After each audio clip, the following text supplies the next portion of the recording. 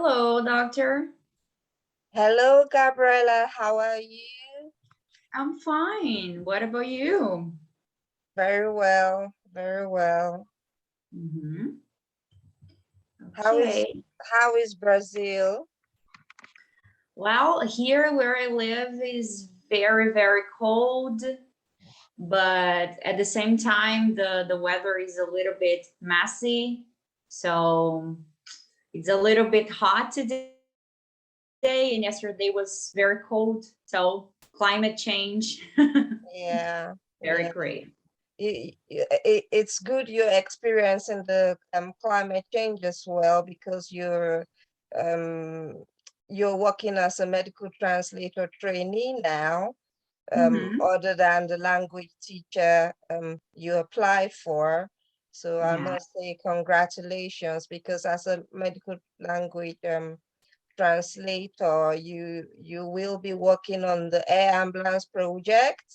So Mm-hmm. you don't really have to travel, but Yeah. you are going to be teaching healthcare workers who are going to work on the air ambulance project. I hope you're going to be teaching them English and Brazilian Portuguese Mm-hmm. translation. And if there is an emergency and there's no healthcare worker, that's why you're a trainee, so that you work as a language teacher and uh, a medical translator trainee. You can actually go into a hospital premises, which includes Mm-hmm. an ambulance, whether road or air ambulance. So I must say congratulations. Okay. Yes, so you're in this meeting today, so I can present this to you. This is the book you've translated. Mm-hmm. It's now on Lulu bookstores and globally available on Amazon. So I've ordered my copy. Oh, that's great. Very nice. And that's it. Wow. That's so cool. Because you passed your English test, because to be a translator bilingual, you have to be bilingual. That means your English and Portuguese is very good. And that's why we're putting you on the Yoruba team as well and the Turkish team. So the English teacher is a pharmacist and she has certified it. Mm-hmm. That's Venus Health. So to be an English teacher on this project, you must be able to, speak in English, medical terminologies in English. So that's where Mm-hmm. you're a trainee, so that the pharmacist can help you pronounce those words. So I'll just be taking you through the book you translated Mm-hmm. in English, and then I'll share my screen and let you do justice to your language, the Brazilian Portuguese. Mm-hmm. Okay. So um, I'll read in English, but note that I'm a Yoruba teacher. However, as a healthcare worker, I'm a neuroscientist. I was trained, in English. Mm-hmm. So Doctor, shall I open my the book here on my screen or no? yes, you can. Okay. You can, so that you can follow me. All right. So I'll read the English portion, and when it's time for Brazilian Portuguese, I'll share my screen and you will read the Portuguese from my screen. Okay. Yeah, I think it's better. yeah. Yes. So just follow me. I'm on page 12, Mm-hmm. but not sure. I think the one you have is the Brazilian Portuguese and Yoruba. Yeah, Yes. it Brazil and Portuguese. Okay, so I will be sending you a copy of this. It's this one that you're talking about, doctor, is on chapter 1, right? The beginning. Yes, it's on chapter 1. Okay. Yeah, so just listen attentively. Okay. Yeah. And then you will read the Brazilian Portuguese, so it's the same thing. Chapter 1, Gender and Ethnicity in Recovery from Anesthesia. As far back as 2001, Otolani, Conti, Sol et al. 2001 reported that 45 Black Africans of Senegalese ethnicity took a longer time to recover from propofol anesthesia when compared with an equivalent number of Caucasians of Italian background based on the evidence from a bispectral index of propofol metabolism within the same period. An Australian study by Miles et al. 2001 reported gender differences in 241 male patients and 222 female patients undergoing surgery with propofol anesthesia. Female patients resulting from hormonal differences that impacted propofol anesthesia's metabolism were able to recover as measured by eye opening and obeying commands, but reported more post-operative complications. Miles et al. 2001. This is because when males and females undergo surgery, it's quite difficult for females to come back to the pre-operative state. So they might spend more time in the hospital, though after the surgery, the female open their eyes faster. They're able to say, oh, my name is this, because we need to ask them their name before surgery. So when they come back from surgery and they can't remember their name, immediately we know that their brain has been affected. So it's a brain test to ask them their name before they go in for surgery and after they come out of surgery. So that's why you're a trainee, because language teachers may find it difficult working in hospital environments, but we find that majorly healthcare workers have fallen into problems with their patients because they did not translate to the patient to local language. So if language teachers are going to be translating to our patients, we need to give them the basic medical, training. So the translator must understand that it is essential to ask the patient for their name, where do you live, what country are you from, what would you like to eat when you recover from surgery. And then when they ask these questions and the patients cannot remember, or we do a simple brain test, and I say, who was the last person you saw before surgery? And and it's their favorite doctor and they can't remember them and the person is right there, it's a lot. So surgery and anesthesia are departments that have faced challenges, and many patients by religion, you're not supposed to perform surgery on them, and by their culture. So you need to take informed consent. So that's why you're on this course, to learn how to take. So if a patient says no, I don't want to take part of surgery, do not convince them to say, but it's good for you. If the patient says no, and it has reasons, you have to respect the patient's wishes as well. If the doctor tells you this medication is what you're going to take, because if you're a pharmacist, for instance, and you're a translator trainee, on that occasion, you are a translator. You are not a pharmacist. When you are back in your pharmacy, you can be a pharmacist. But if you are a healthcare worker, you are also a translator. When you are doing a translation job, do not interfere.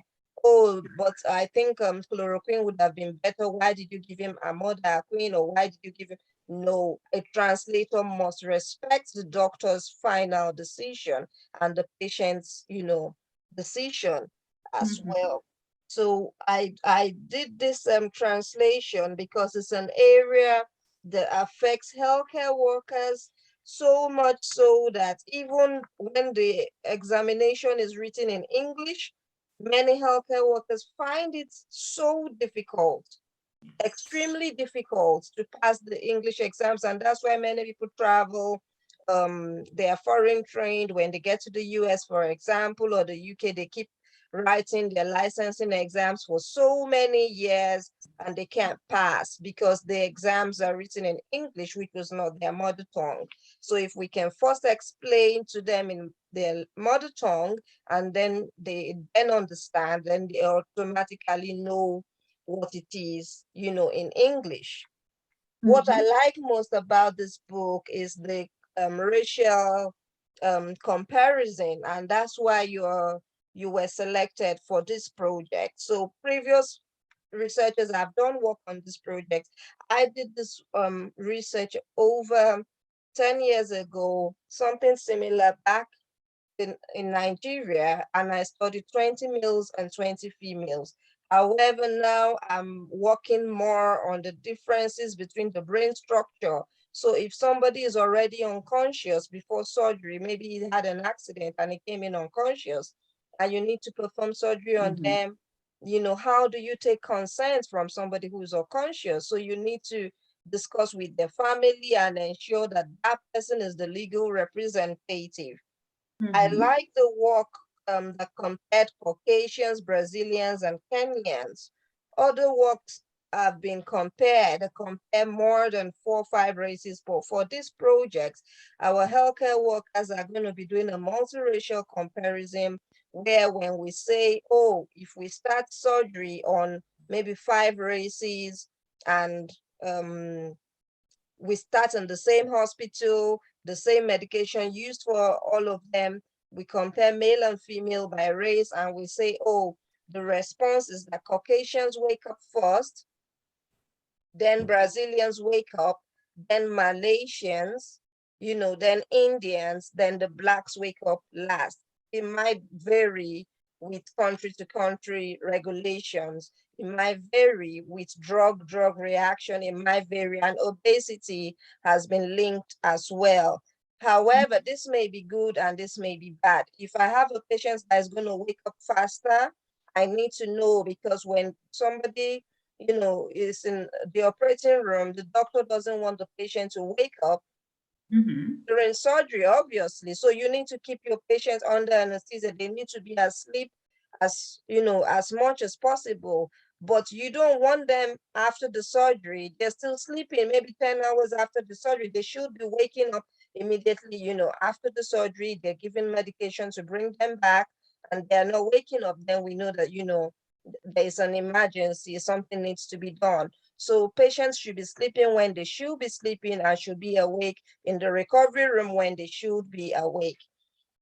Page 14, which I like, says, a few studies relating to racial differences reported that recovery from anesthesia among patients was more rapid in Caucasians, followed by Brazilians, and then Kenyans had the worst recovery of all 3 groups studied: Otolani, Conti, Ungumi et al. 2004, when Chinese, Indian, Malaysian, and Caucasian patients were compared.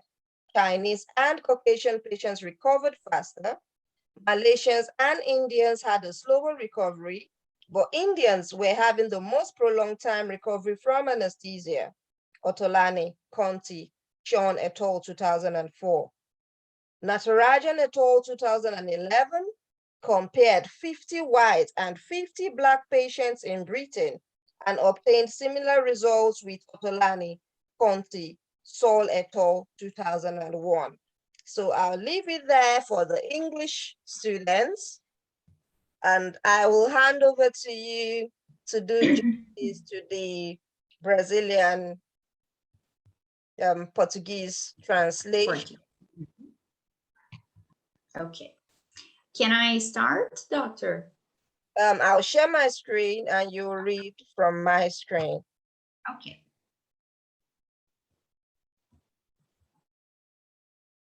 Let me know when you can see my screen. Not yet.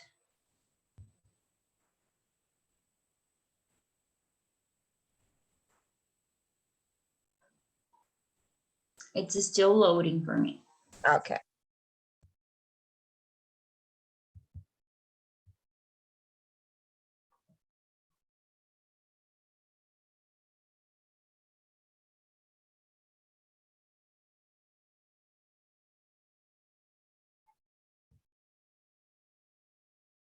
That's weird. It's still loading for me.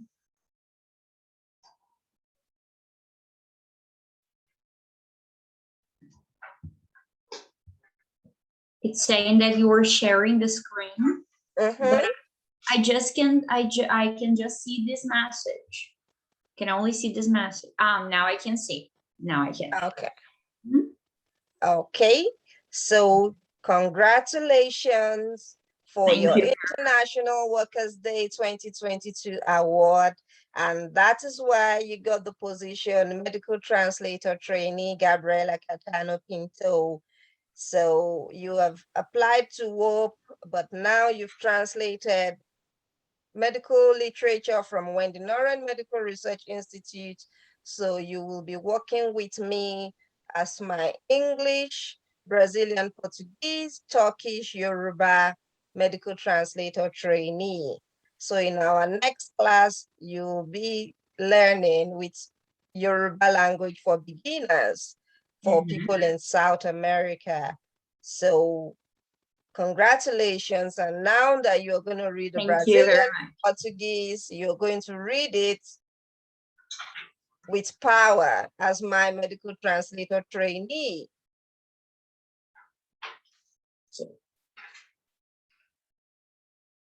So this is the cover of the book. Yes. So I'll just take you straight to the okay. chapter Perfect. 1 in Portuguese and let you do justice. So I'll expand it. Can you just zoom it? Yeah, that's what I'm trying to do.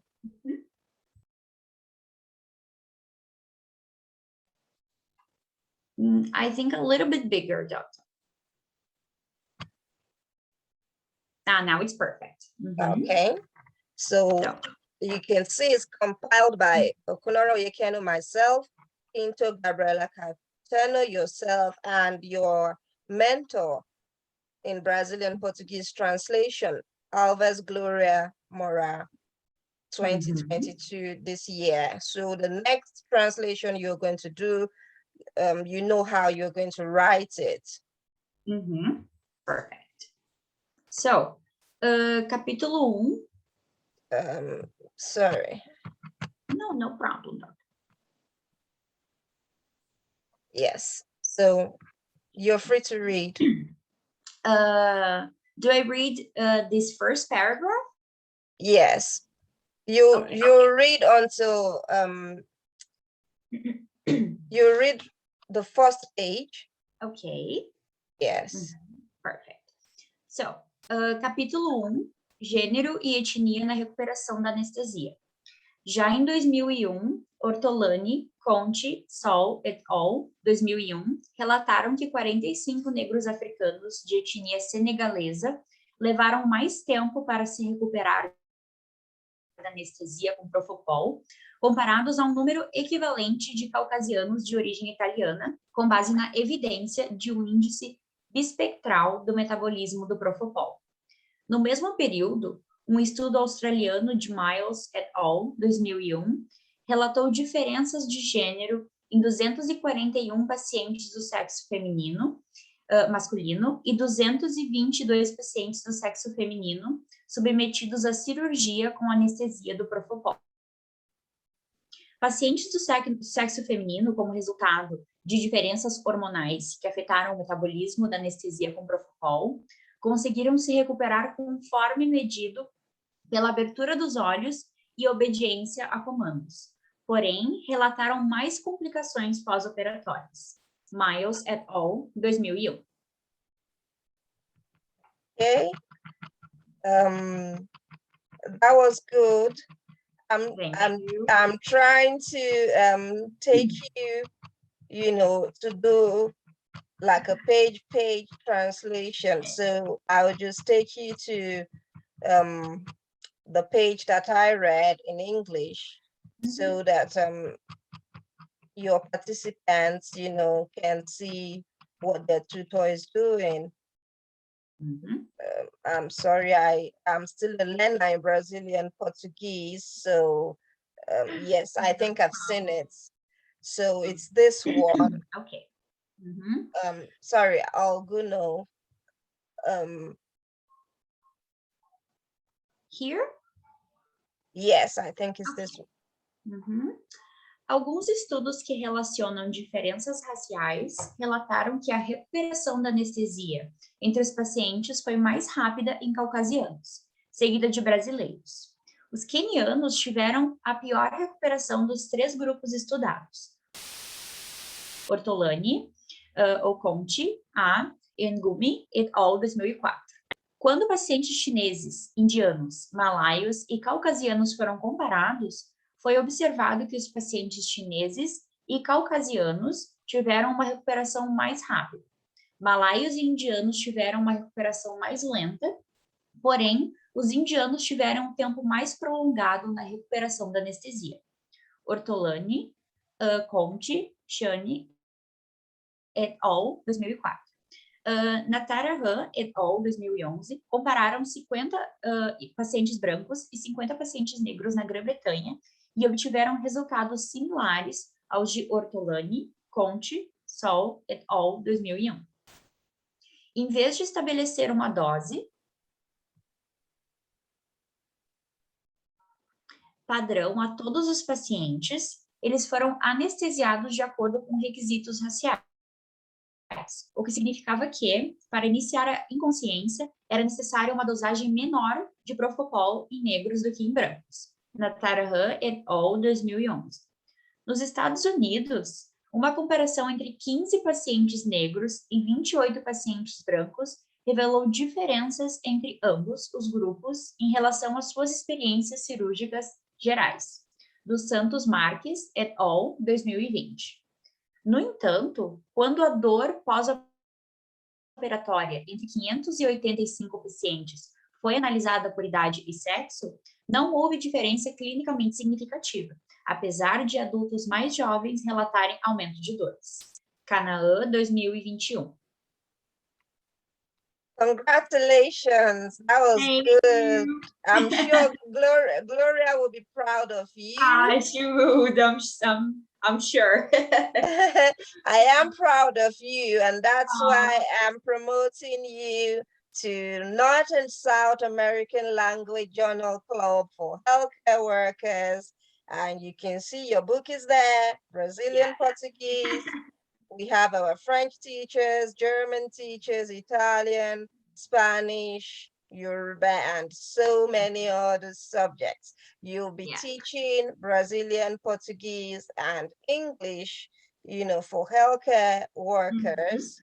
And you'll be learning Turkish and you'll be learning Yoruba. And hopefully in another 6 months to 1 year, I'm going to have a certified medical translator in these languages.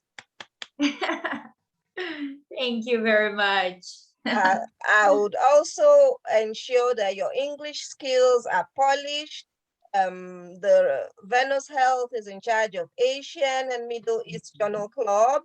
She's teaching English, so if there is a need for English teachers in the Asian and Middle East region to polish their English, maybe foreign trained healthcare workers from this region that want to relocate to other countries where English is the language of instruction and healthcare, they will be needing your services well, so that you're not only limited to your region, you can also teach English to where English is needed.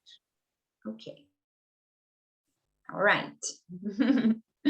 Thank you very much, Doctor. You're welcome. And for those that didn't start with us, this is Gabriela Caetano's work as my medical translator trainee, and that's why she got the award International Workers' Day 2022. And courtesy of Venus Health, the pharmaceutical organization working with Wope and Wendy Noren, you're going to get a copy of your book so that on your own, you can start your own Brazilian, Portuguese, and English language school, for healthcare workers. And of course, put it on your shelf. For sure. And when people come in, you just put it in a frame and say, this is the book I translated, is now on Amazon for global distribution. So congratulations, and I'm happy to have you. We wouldn't be able to have your Yoruba language for beginners today, so that you can rest. I'm sure you spent a lot of, you know, your vocal cords. You've been speaking Brazilian Portuguese, and I don't think I can say a line of what you said. I'm still learning. But So yeah, that's so awesome. so And I I'm happy to have had you, and you'll be getting your recording available on the Wendy Noren YouTube. So my students and your students obviously, can see, because people want to see what they're paying for. yeah, sure, for sure. They want to see what they're paying for. And I'm really happy because the people coming on board as medical translator trainees, as healthcare workers, as engineering interns are people that we are preparing for the next disaster, because this thing happens every 100 years. COVID-19 pandemic, language barriers have been an issue, and my experience as a COVID-19 responder, as a healthcare executive, now as a work board member, chairperson for the Air Ambulance Project. We are going to be building our own planes from scratch, but we want engineers and healthcare workers to work together so that the ambulance is suited, to the patient needs, to the country needs. So if they're going to a rural area, the plane, or helicopter or any air vessel they're using, any model, is able to, adapt, because rural areas have poor roads. They may not have an airfield, for instance. So we need, um, air models, that can land on rough terrain. So we can also help people in rural areas, because COVID-19, we all had our healthcare services delivered on phone. Yes. I talked to patients on phone to see that they were not lonely, and those that were lonely, I had to chat with them, make them happy, because some people were suicidal during the pandemic. We do not want this to happen, and that's why you'll be wondering why we're building all of this, doing all of this, because you're below the age of 25, and we want in another 50 years, in another 30 years, if anything happens, Gabriella should be able to say, I was there during the COVID-19 pandemic. This is what we did, So you will be teaching the next generation then, those yet unborn, and I don't know if I'll be alive by then. You will, doctor. Of course you will. You'll say that. Because I'm past the age of 40 now, so we need to invest in people that younger than 25. So But you will. I'm sure you will. yeah, I will, but I might be with a walking stick, and you will be the one on the field.